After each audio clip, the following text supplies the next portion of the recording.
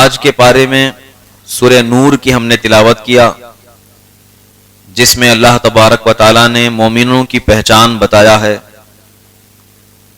اس پارے کی جو شروعات ہی ہے اس میں اللہ تعالیٰ فرماتا ہے کہ مومن کامیاب ہو گئے، قد افلح المؤمنون، مومن کامیاب ہو گئے، مسلمان کامیاب ہو گئے۔ کون سے مومن؟ اللہ تعالیٰ نے ان کی پہچان بتائی ہے۔ کیا سارے مسلمان کامیاب ہو گئے؟ نہیں، اللہ تعالیٰ فرماتا ہے الذین هم فی صلاتهم خاشعون، وہ مومن کہ جو اپنی نمازوں میں خشوع و خضوع کے ساتھ کھڑے رہتے ہیں۔ خشوع اور خضوع کا مطلب کیا ہے؟ اپنی پوری توجہ صرف اللہ تعالیٰ کی طرف ہو اور اللہ کی رضا کے لیے ہی ہم نماز پڑھ رہے ہوں۔ اس کو کہتے ہیں خشوع اور خضوع۔ یہ دل کی ایک کیفیت کا نام ہے۔ بندے کے اندر وہ کیفیت آنی چاہیے کہ میں جو نماز پڑھ رہا ہوں، یہ عبادت جو کر رہا ہوں، ہمارے رب قدیر کے لیے کر رہا ہوں۔ ہلکا سا بھی اس میں دنیا کو دکھانے کا شائبہ یا مجبوری میں پڑھنے کی وجہ سے یا کوئی ایسی چیز آ جاتی ہے تو خشوع و خضوع نہیں ہوگا۔ یعنی وہ کیا کسی نے کہا ہے، لوگ کہتے ہیں کہ ہمیں فرض ادا کرنا ہے، فرض ادا کرنا ہے، ایسا لگتا ہے گویا کہ قرض ادا کرنا ہے۔ تو ایک مجبوری کے تحت نہ پڑھیں بلکہ نماز دل لگا کے پڑھیں، اور پھر دیکھیں اللہ تعالیٰ کی رحمتیں تمہارے دل پر کیسے اترتی۔ اور یقیناً بزرگان دین جب نماز میں کھڑے ہوتے تھے تو قرآن کی آیتیں سن کر یا پڑھ کر اس طرح زار و قطار روتے تھے۔ روایتوں میں ملتا ہے کہ کبھی کبھار ہمارے کچھ اسلاف ایسے گزرے ہیں کہ نمازوں میں روتے روتے ان کی داڑیاں بھیگ جاتی تھی۔ امام اعظم ابو حنیفہ رضی اللہ عنہ کی بات میں آپ کو بتاؤں، نماز میں اس قدر آپ کا دل لگتا تھا، پوری رات نماز کے لیے کھڑے کھڑے رہ کر گزار دیتے تھے، پوری رات۔ اور جہاں پر آپ کا گھر تھا وہیں پر آج آپ کی مزار ہے، بغداد شریف میں ایک بہت بڑا ایریا ہے اعظمیہ، آپ جا کر دیکھیں گے تو آپ کو بڑا تعجب ہوگا۔ بہترین مزار بنا ہے، اور آپ کے نام سے وہاں پر ایک یونیورسٹی بھی ہے جہاں پر طلبہ پڑھتے بھی ہیں، بہت بڑی بارگاہ ہے۔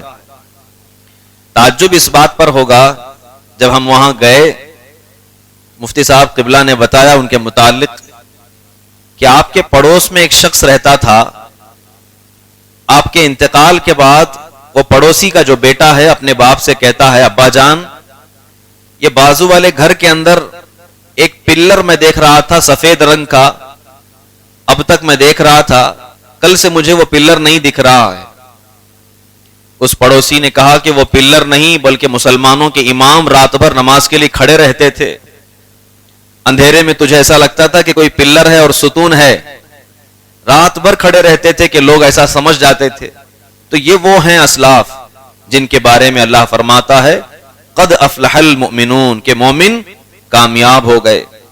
والذین هم عن اللغو معرضون، دوسری آیت اللہ فرماتا ہے وہ مومن کامیاب ہو گئے جو بلا وجہ کی باتوں سے پرہیز کرتے ہیں۔ لا یعنی باتوں سے پرہیز کرتے ہیں، یعنی جن باتوں کا کوئی مقصد نہیں ہے، کوئی فائدہ نہیں، ان سے وہ دور ہٹ جاتے ہیں۔ مثال کے طور پر دنیاوی باتیں، چغلی، غیبت یا دیگر ایسے کام جس سے نہ آپ کی دنیا سنورنے والی ہے نہ آخرت سنورنے والی، تو ایسے وہ نہ کام کرتے ہیں اور نہ سنتے ہیں نہ بولتے ہیں۔ یہ مومن کی پہچان ہے کہ وہ جو بھی کام کرتے ہیں فائدے والے کام کرتے ہیں، کہ ان کو دنیا میں فائدہ ہو یا آخرت میں فائدہ ہو۔ اور تیسری چیز اللہ فرماتا ہے والذین هم لفروجهم حافظون، وہ مومن کامیاب ہو گئے جو اپنی شرمگاہوں کی حفاظت کرنے والے ہیں، یعنی جنہوں نے اپنی زندگی کے اندر اپنی شرمگاہوں کی حفاظت کی۔ اللہ فرماتا ہے قد افلح المؤمنون، وہ مومن کامیاب ہو گئے۔ رسول پاک صلی اللہ علیہ وسلم کی حدیث ہے، فرماتے ہیں اے صحابیوں، بلکہ یہ مخاطب سب سے ہے، سارے امتیوں سے، فرماتے ہیں تم مجھے دو چیزوں کی ضمانت دے دو، دو چیزوں کی گارنٹی دے دو کہ ان کو نہیں بگاڑو گے، میں تمہیں جنت کی ضمانت دیتا ہوں۔ وہ دو چیزیں کیا ہیں؟ رسول پاک صلی اللہ علیہ وسلم نے فرمایا ایک ہے زبان، دوسری ہے شرمگاہ۔ زبان اور شرمگاہ کی گارنٹی اگر کسی نے دے دیا کہ میں اس کو بچا کر رکھوں گا، اس سے کوئی بھی ایسی بات نہیں نکالوں گا جس سے کفر و شرک گمراہی کسی کا دل نہ ٹوٹے، اور اس کو بچا بچا کر کے رکھوں گا، اور شرمگاہ کو جو ہے محفوظ رکھوں گا، اللہ کے رسول فرماتے ہیں جس نے یہ دو چیزیں بچا لی میں محمد جنت کی ضمانت دیتا ہوں۔ کتنی بڑی بات ہے یہ، کتنی بڑی بات ہے۔ اور دونوں کا بھی میں علاج بتا دوں کہ اگر کسی کی زبان سے بہت سارے الٹے سیدھے لفظ نکلتے ہیں تو اس کا علاج کیا ہے؟ فرمایا گیا زبان کا سب سے بہترین علاج یہ ہے کہ یا تو اسے خاموش رکھو، یا جب کھلے تو درود پاک میں مشغول کر دو۔ جب زبان کھلے کثرت سے آپ اپنی زبان پر درود رکھیں گے، اللہ تعالیٰ اس درود کی برکت سے آپ کی زبان کے گناہوں کو بھی معاف فرمائے گا، اور زبان ہمیشہ جو ہے ذکر میں رہے گی۔ اور شرمگاہ کے متعلق کیا فرمایا میرے آقا نے کہ نکاح کرو کہ یہ تمہاری شرمگاہوں کی اور آنکھوں کی حفاظت کرتا ہے، کہ جو لوگ نکاح شدہ ہیں ان کی شرمگاہیں گناہوں سے بچ جاتی ہیں۔ اس لیے حد بلوغ کے بعد جب شعور سنبھال لے انسان تو اسے چاہیے کہ وہ نکاح کر لے۔ یہ حضور کی سنت بھی ہے، اور میرے آقا فرماتے ہیں جو میری سنت سے دور ہٹے گا وہ مجھ میں سے نہیں ہے۔ ہر بار آپ خطبہ نکاح میں یہ حدیث سنتے ہیں، کیا حدیث ہے؟ النکاح من سنتی فمن رغب عن سنتی فلیس منی، کہ نکاح میری سنت ہے اور جو میری سنت سے دور ہٹے گا وہ مجھ میں سے نہیں ہے، اللہ کے رسول فرماتے ہیں۔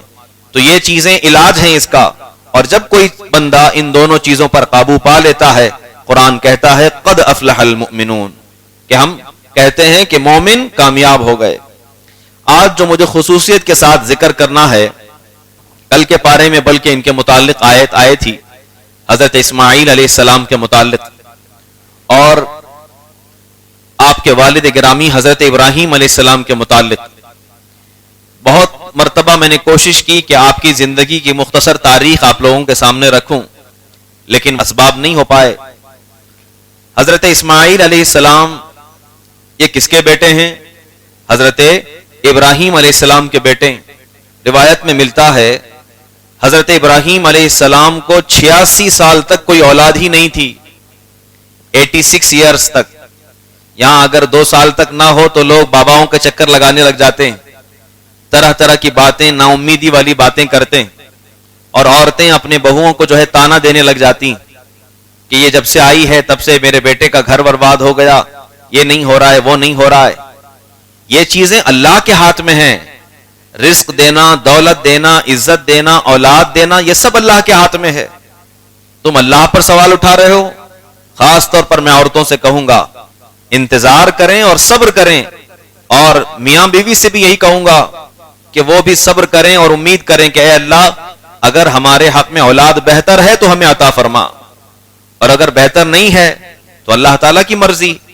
کیونکہ بسا اوقات ہم نے دیکھا ہے کچھ بچے ایسے بھی رہے ہیں جن کے ماں باپ نے کہا ہے کہ یہ نہیں پیدا ہوتا تو اچھا ہوتا، دنیا میں وہ قتل و غارت گری کرتا ہوا، ماں باپ کو ستانے والا، پریشان کرنے والا، معاشرے کے لیے کلنک، ایسے لوگ بھی ہیں۔ تو اللہ بہتر جانتا ہے کہ آپ کے حق میں کیا بہتر ہے اور کیا نہیں، اس لیے یہ دعا کیا کریں کہ اے اللہ ہمارے حق میں بہتر ہے تو ہمیں اولاد عطا فرما۔ یقیناً حضرت ابراہیم علیہ السلام کو 86 سال ہو گئے تھے۔ آپ کی بیوی حضرت بی بی سارہ رضی اللہ عنہا، کوئی اولاد نہیں تھی ان کو۔ انہوں نے مشورہ دیا کہ میرے یہاں ایک پہچان کی عورت ہے جس کا نام ہاجرہ ہے، آپ اس سے نکاح کر لیں، شاید ہو سکتا ہے اللہ آپ کو اولاد دے دے۔ حضرت ابراہیم علیہ السلام نے حضرت بی بی ہاجرہ سے نکاح کر لیا۔ اس کے اشارے پر، اپنی بیوی بی بی سارہ کے اشارے پر آپ نے نکاح کر لیا۔ بی بی ہاجرہ سے نکاح ہوا۔ اللہ تبارک و تعالی نے چند ہی مہینوں کے بعد ایک خوبصورت بیٹا اسماعیل علیہ السلام کی شکل میں پیدا فرمایا۔ حضرت اسماعیل علیہ السلام پیدا ہوئے۔ کب وہ پیدا ہو رہے ہیں؟ 86 سال کے بعد۔ اب کچھ دن کے بعد آپ کی بیوی حضرت بی بی سارہ رضی اللہ عنہا نے کہا کہ اے ابراہیم آپ ان کو یہاں سے لے جائیں اور کہیں دور لے جا کر کے بسائیں۔ آپ کی بیوی دوسری بیوی بی بی ہاجرہ اور اسماعیل کو لے جائیں۔ حضرت ابراہیم علیہ السلام دونوں کو لے کر چل پڑے اور کافی دور کا سفر ہوا۔ ایک ایسی جگہ پر آپ کو پڑاؤ کرنا پڑا جو بالکل انتہائی بنجر زمین تھی، بالکل بنجر زمین، نہ وہاں پانی کا نشان نہ کوئی ہریالی کا نشان۔ وہاں لے جا کر اپنی بیوی بی بی ہاجرہ کو اور حضرت اسماعیل علیہ السلام کو وہاں پر رکا دیا۔ حضرت اسماعیل ابھی نو مولود تھے، ابھی چھوٹے تھے، پیدا ہوئے، لے جا کر بسا دیا۔ یہ جانتے ہو یہ کون سی جگہ ہے؟ روایتوں میں ملتا ہے یہی وہ جگہ ہے جہاں پر آج خانہ کعبہ بنا ہوا ہے۔ بالکل انتہائی بنجر زمین تھی، کوئی ہریالی نہیں، کوئی پانی کا نام و نشان نہیں، پتھریلی زمین، آس پاس صرف پہاڑ، ایک بھی انسان وہاں نہیں رہتا تھا، کوئی آبادی وہاں پر نہیں تھی۔ حضرت ابراہیم علیہ السلام نے اپنی بیوی بی بی ہاجرہ کو، حضرت اسماعیل کو وہاں چھوڑا اور اللہ کے حکم سے وہاں سے نکل پڑے۔ بی بی ہاجرہ نے پوچھا، اے ابراہیم، اے میرے شوہر نامدار، آپ کہاں جا رہے ہیں اور کس کے بھروسے ہمیں چھوڑ کر جا رہے ہیں؟ حضرت ابراہیم علیہ السلام نے انگلی سے اشارہ فرمایا اور کہا کہ میں اللہ کے بھروسے تم دونوں کو چھوڑ کر جا رہا ہوں، اللہ کے بھروسے تم دونوں کو چھوڑ کر جا رہا ہوں۔ وہاں سے نکل گئے اور ملک شام کی طرف غالباً آپ سفر فرما گئے، رحلت فرما گئے۔ ادھر ماں اور بیٹا یہی دونوں اپنی زندگی کاٹ رہے۔ کچھ دن تک حضرت ابراہیم نے جو غلہ دیا تھا، ایک تھیلا اور ایک مشکیزہ دیا تھا جس میں کچھ اناج کے دانے تھے اور کچھ پانی کے قطرات تھے، تو کچھ دن تک وہ غلہ چلا، بعد میں وہ غلہ ختم ہو گیا اور پانی بھی ختم ہو گیا، پانی کی شدت بڑھنے لگ گئی۔ اب معاملہ ایسا ہے کہ اگر ماں حلق پیاسا رکھے گی اپنا تو اس کے سینے میں دودھ بھی خشک ہو جاتا ہے، اور پھر دودھ اگر خشک ہو جائے گا تو بچہ بھوکا رہ جائے گا۔ اب آپ پانی کی تلاش میں نکل پڑیں، آس پاس جانے لگ گئیں، لیکن پانی کا کہیں نام و نشان نہیں ہے دور دراز تک۔ اللہ اکبر!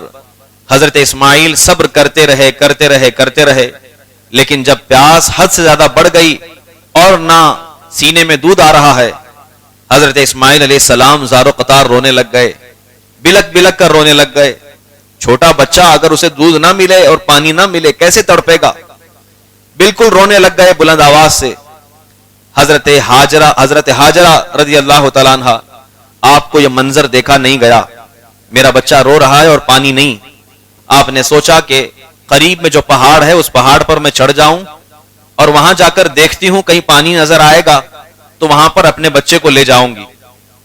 بالکل قریب میں پہاڑ تھا، اس پہاڑ پر چڑھنے لگ گئیں، بڑی مشکل سے پہاڑ پر چڑھیں اور دیکھا کہ کوئی قافلہ آ رہا ہے یا پھر کہیں پانی ہے، کوئی تو انسان نظر آ جائے یا کچھ تو نظر آ جائے تاکہ میں اپنا حلق تر کر لوں، میرے بچے کا حلق تر کر لوں۔ کوئی پانی نہیں ملا۔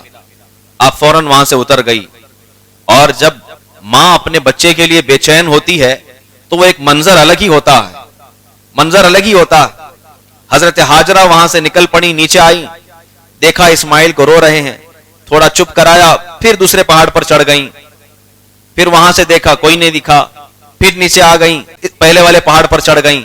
اس طرح بار بار آپ کر رہی تھیں، اور روایت میں ملتا ہے جب کبھی آپ نیچے حصے میں آتی تھیں تو تیزی کے ساتھ دوڑنے لگ جاتی تھیں تاکہ حضرت اسماعیل آپ کو نظر آ جائیں، کیونکہ اونچائی سے تو بچہ نظر آئے گا، جب زمین کی سطح پر چلیں گے تو بچہ نظر نہیں آئے گا، اس لیے تیزی کے ساتھ جایا کرتی تھیں کہ میرا بیٹا اسماعیل کیسا ہے میں دیکھ لوں۔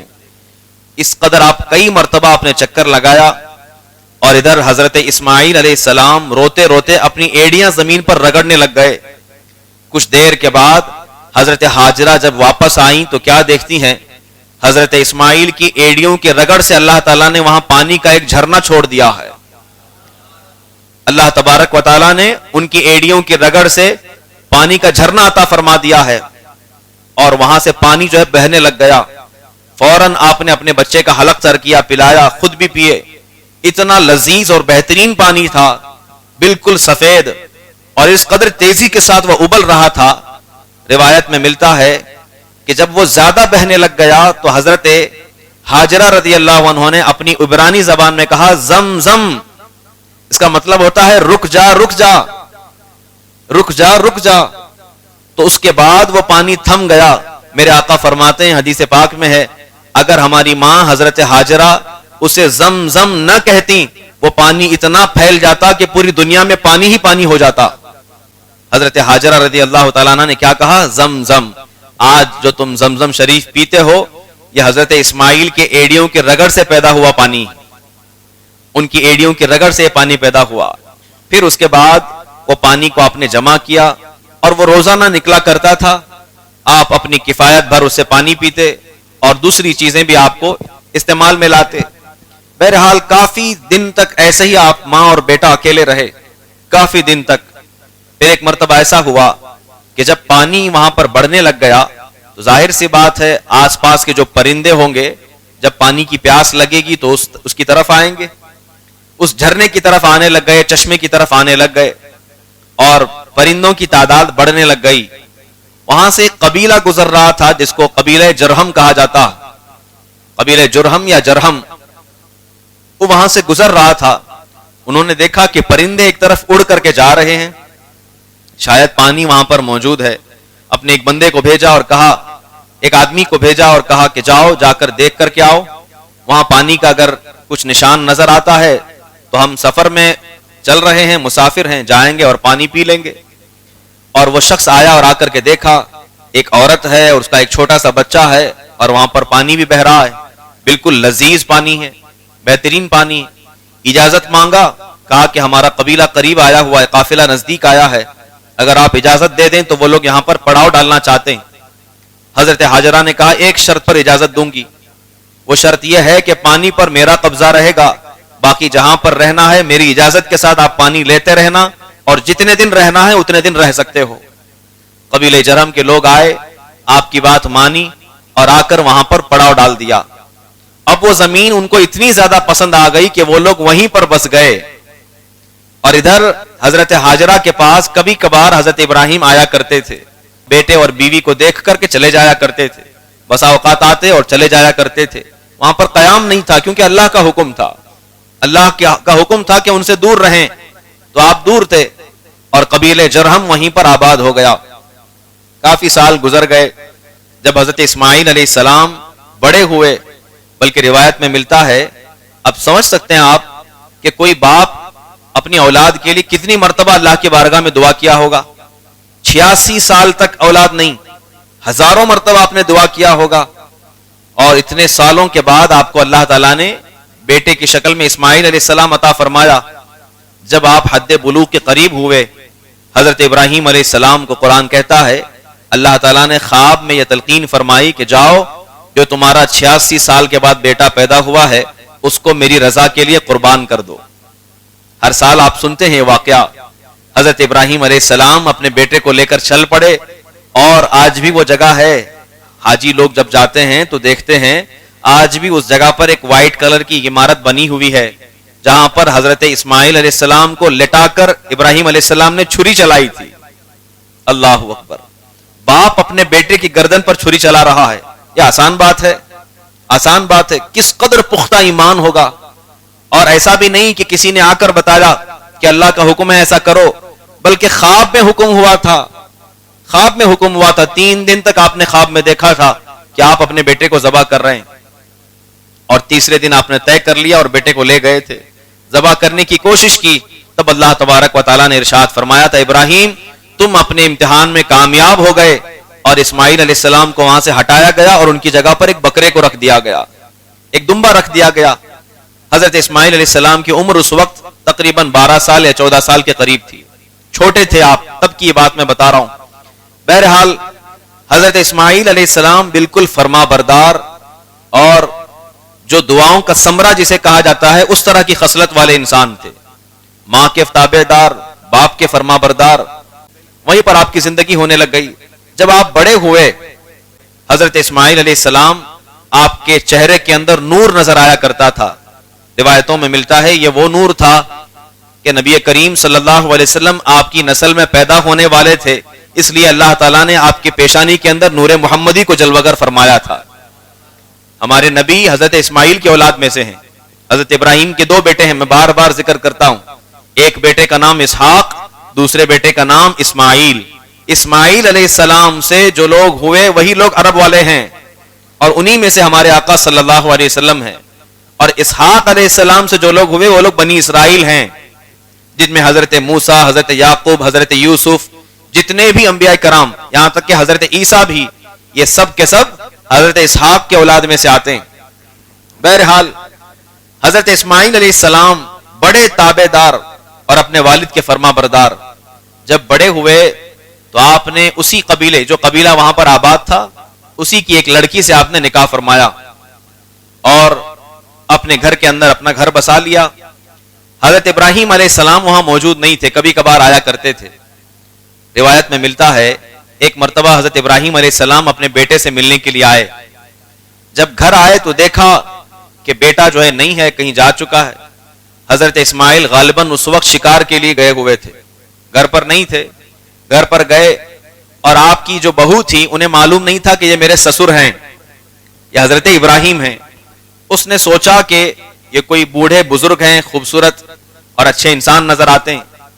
گھر میں گئے اور پوچھا کہ تمہارا نام کیا ہے؟ بتایا میرا نام یہ ہے، فلاں قبیلے سے ہوں، اسماعیل علیہ السلام کی جو ہے بیوی ہوں. کہا کہ گھر کیسا چل رہا ہے؟ گھر کیسا چل رہا ہے؟ تو ان کی بیوی کہتی ہے کہ بڑا مشکل سے گزارا ہو رہا ہے. حقیقت میں مشکل سے گزارا ہو رہا تھا، کیونکہ بے آب و گیا زمین ہے، کچھ بھی نہیں ہے وہاں پر، نہ پھل ہیں، نہ کوئی سبزی ہے، نہ کوئی ہریالی ہے. بڑی مشکل اور کٹھن زندگی گزر رہی تھی. انہوں نے کہا کہ بڑی مشکل زندگی گزر رہی. کہا کہ اچھا ٹھیک ہے، تمہارے شوہر جب آئیں گے تو ان کو بتانا کہ ملک شام سے ایک بوڑھے آئے تھے، انہوں نے کہا ہے کہ گھر کی چوکھٹ کو بدل دو. کہا ٹھیک ہے، میں آپ کا پیغام اپنے شوہر تک پہنچا دوں گی. پھر آپ حضرت ابراہیم علیہ السلام چلے گئے. جب اسماعیل علیہ السلام شکار سے واپس آئے تو اس وقت بیوی نے بتایا کہ ایک بوڑھے میاں آئے تھے، ایسی اسی بات ہوئی. انہوں نے کہا کہ اپنے گھر کی چوکھٹ تبدیل کر دو. اللہ اکبر. حضرت اسماعیل علیہ السلام نے ارشاد فرمایا جانتی ہو وہ کون ہیں؟ وہ میرے باپ ابراہیم علیہ السلام تھے، اور انہوں نے مجھے یہ کہہ دیا ہے اشارے اشارے میں تمہیں طلاق دے دوں، تم میرے نکاح میں رہنے کے لائق نہیں ہو. اللہ اکبر. اور میں اسی وقت تمہیں طلاق دیتا ہوں. حضرت اسماعیل علیہ السلام نے اسی وقت اپنی بیوی کو طلاق دیا. حضرت ابراہیم کا حکم تھا، چوکھٹ بدل دو، اشارے میں بات تھی. پھر دوسری عورت سے شادی کی آپ نے، اور کافی دن گزر گئے. ایک مرتبہ پھر سے حضرت ابراہیم اپنے بیٹے سے ملنے کے لیے آئے. پھر سے حضرت اسماعیل نہیں ہیں، شکار پر یا کہیں باہر گئے ہوئے ہیں، اور دوسری بہو نظر آ رہی. گھر کے اندر داخل ہوئے اور کہا کہ تم کس کی بیوی ہو؟ کہا کہ اسماعیل کی بیوی ہوں. کہاں گئے ہیں شوہر؟ باہر گئے ہیں. زندگی کیسی چل رہی ہے تمہاری؟ وہ جو بہو تھی بڑی نیک خصلت اور صبر گزار، شکر گزار تھی. اس نے کہا کہ میرے شوہر بہت اچھے انسان ہیں، اور مجھے وہ جس حال میں بھی رکھے ہیں میں اس پر اللہ کا شکر بجا لاتی ہوں، اللہ کا شکر بجا لاتی ہوں. بڑی اچھی زندگی گزر رہی ہے، حالانکہ گھر کے اندر ایک دانہ بھی نہیں تھا، لیکن بیوی کی زبان سے کیا نکلا؟ اللہ کے رحم و کرم سے اچھا گزارا چل رہا ہے. حضرت ابراہیم علیہ السلام نے کہا ٹھیک ہے، اور اپنے سواری پر سوار ہو گئے، گھوڑے پر یا اونٹ پر سوار ہو گئے. اور سوار ہوتے وقت کہا کہ اے خاتون، جب تیرا شوہر اور خاوند آ جائے گا تو اپنے شوہر سے کہہ دینا کہ ملک شام سے ایک بوڑھے شخص آئے تھے، انہوں نے کہا کہ گھر کی جو چوکھٹ ہے وہ بہت اچھی ہے اور اسی کو قائم رکھنا ہے. یہ کہہ کر آپ سوار ہو گئے. اور غالباً روایت میں ملتا ہے کہ آپ کے سر مبارک کو آپ کی بہو نے جو ہے دھویا تھا خدمت کرتے ہوئے، دھو کر کے دعائیں دیں. حضرت ابراہیم علیہ السلام وہاں سے نکل پڑے. جب آپ کے شوہر واپس آئے پوچھا کہ کیا معاملہ ہے؟ کہا کہ ایک بوڑھے میاں آئے تھے ملک شام سے، انہوں نے ایسا ایسا کہا ہے.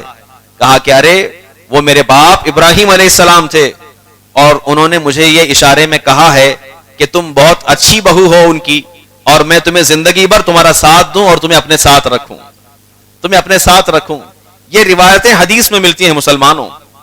حضرت اسماعیل علیہ السلام کی اپنے شوہر کی اطاعت اس سے سمجھ میں آتی ہے، اور ساتھ ہی ساتھ بڑوں کا اپنی چھوٹوں کی زندگی کے اندر تصرف بھی سمجھ میں آتا ہے. آج ہماری زندگی کے اندر ہر کوئی جو ہے اپنا سپیس چاہتا ہے کہ مجھے پرسنل سپیس چاہیے، اپنے معاملات چاہیے، اپنے معاملات چاہیے. یہ ہمارے اسلاف ہیں یا انبیاء کرام کی زندگی. حضرت اسماعیل خود ایک نبی ہیں، چاہے تو منع کر سکتے تھے کہ میری بیوی ہے، جب تک چاہے رکھوں، میری مرضی ہے، لیکن اپنے باپ کے حکم پر فوراً طلاق دے دیا اور اپنے باپ کے حکم پر دوسری بیوی کو رکھ لیا. یہ سارے معاملات جو ہیں وہ اللہ تعالیٰ کی طرف سے ہیں. اللہ تعالیٰ والدین کے دل میں القاء کرتا ہے, والدین کے ذریعے سے بندے کی زندگی کو بہتر بناتا ہے. اگر لوگ کوئی سمجھتے ہیں کہ ہم ماں باپ کو ناراض کر کے اپنی زندگی سنوار لیں گے, ہرگز ایسا نہیں. یہ جو زندگی سنورنا تم دیکھتے ہو یہ صرف ڈرامے اور سیریز میں صرف اچھی لگتی ہے. حقیقت کے اندر اس انسان سے پوچھو جو جھیل رہا ہے, پھر وہ کہے گا کہ اس سے بہتر تھا کہ ہمارے والدین ہی انتخاب کرتے. اس لیے اپنے والدین کی بات سنیں اور بڑوں کی بات سنیں, کیونکہ اللہ تعالیٰ نے اپنی رضامندی ماں باپ کی رضامندی کے اندر رکھا ہوا ہے. والدین کو راضی کرو گے اللہ تعالیٰ راضی ہوگا. حضرت اسماعیل علیہ السلام ان انبیاء میں سے ہیں کہ جن کو اللہ تبارک و تعالیٰ نے قرآن پاک میں کثرت سے جن کا ذکر فرمایا, اور ارشاد فرماتا وَإِسْمَاعِيلَ وَذَا الْكِفْلِ كُلٌّ مِّنَ الصَّابِرِينَ. اللہ فرماتا اسماعیل وہ ہیں کہ جو صبر کرنے والے بندوں میں سے ہیں. صبر کا دامن تھامے رکھیں, اللہ تعالیٰ زندگی بھی بہتر کرے گا اور آخرت بھی بہتر کرے گا. اور قناعت والی زندگی گزاریں. عورتوں سے بھی میں یہ کہوں گا جو لوگ سن رہے ہیں کہ اپنے شوہر سے جو ہے قناعت چاہیں, ہر وقت یہ نہ چاہیں کہ پہلے اتنے پیسے دیتے تھے اب کم ہو گئے, پہلے بہت اچھی زندگی تھی اب خراب ہو گئی تو اب برا کہنا شروع کر دیے. عورتوں کی عادت ہے کہ جب 4 عورتیں جمع ہوں گی اپنے شوہر کی برائی کرنا شروع کر دیں گی. یہ کتنی خراب بات ہے کہ جس تھالی میں تم کھا رہے ہو اسی تھالی کے اندر سوراخ کر رہے ہو. اللہ تعالیٰ نے جن کے صدقے میں تمہیں روزی دی ہے اسی کے خلاف باتیں کر رہے ہو. میرے آقا فرماتے ہیں معراج کے سفر کے دوران جب آپ جہنم کا مشاہدہ فرمائے, واپس آ کر آپ نے ارشاد فرمایا میں نے جہنم کے اندر مردوں سے زیادہ عورتوں کو دیکھا ہے, دوزخ کے اندر مردوں سے زیادہ عورتوں کو دیکھا ہے. صحابہ نے پوچھا یا رسول اللہ کیوں؟ میرے آقا ارشاد فرماتے ہیں اس لیے کیونکہ وہ بہت زیادہ ناشکری ہوتی ہیں, وَتَكْفُرْنَ الْعَشِيرَ, اور اپنے شوہروں کی نافرمانی کرتے ہیں اور ناشکری کرتی ہیں. اس لیے بہترین بیوی بن کر زندگی جو ہے گزاریے تاکہ اللہ تعالیٰ بھی تم سے راضی ہو جائے. کیا وہ حدیث پاک معلوم نہیں ہے؟ میرے آقا فرماتے ہیں کہ اگر سجدہ تعظیمی جائز ہوتا تو میں بیوی کو حکم دیتا کہ وہ اپنے شوہروں کو سجدہ کریں. شوہر کا مقام اس سے سمجھ میں آتا ہے, کافی بلند مقام ہوتا ہے شوہر کا. لیکن اب دنیا نے کیسے بنا دیا کہ شوہر جو ہے وہ بیگھی بلی ہے, عورت جو ہے وہی سب سے زیادہ حاکم ہے. لہذا یہ کانسیپٹ غلط ہے. مرد کو اللہ تعالیٰ نے حاکم بنایا ہے اور اس کے ماتحت عورت کو رکھا ہے, اور اللہ تعالیٰ کا جو نظام ہے وہ حکمت سے بھرپور ہوتا ہے. اور جب تک ہم اس کے نظام پر قائم رہیں گے ہماری زندگی بالکل برابری کے ساتھ نظم و ضبط کے ساتھ چلے گی.